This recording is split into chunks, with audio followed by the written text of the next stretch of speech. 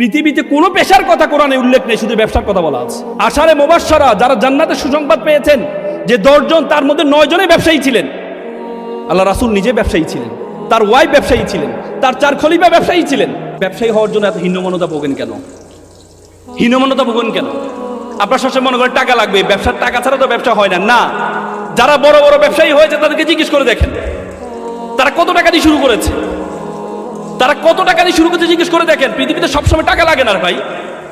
পাঠাও, Uber, তাদের নিজস্ব কোনো গাড়ি আছে? গাড়ি আছে, একটা গাড়ির মালিক তারা, কিন্তু লক্ষ লক্ষ গাড়ি। পৃথিবীর যে দেশে যাবেন উবার আপনার অ্যাক্টিভ। পৃথিবীর কোটি কোটি গাড়ি তারা ডিল করে কিসের মাধ্যমে? শুধুমাত্র একটা সফটওয়্যার কারণে। তার কি টাকা লাগছে? পাঠাও, ইলিয়াস, তারা যে এই করেছিল, তাদের নিজস্ব কোনো গাড়ি আছে? স্টুডেন্ট অবস্থায় তারা এই অ্যাপসটা তৈরি করেছিল। আমি কিছু আগে সিঙ্গাপুর গিয়েছি।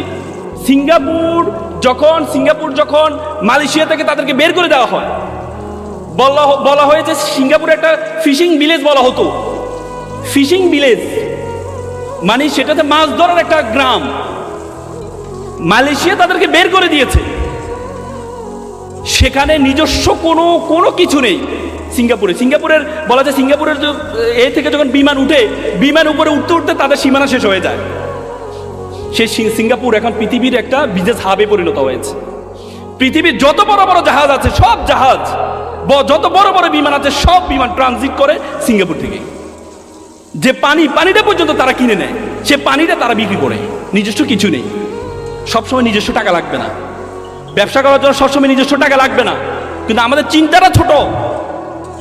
ব্রিটিশরা যখন আমাদের উপমহাদেশে আসছিল, তখন আমরা 7th richest country all of the world, আমরা পৃথিবীর 7ম ধনী দেশ ছিলাম। আপনাদের জানেন ঢাকা শহরে মানুষ আসে কেন? ঢাকা শহরে সুযোগ সুবিধা বেশি, এই জন্য আসে। টাকা আছে, এই জন্য আসে। ব্রিটিশরা এখানে কেন আসছেন? কারণ এখানে টাকা আছে।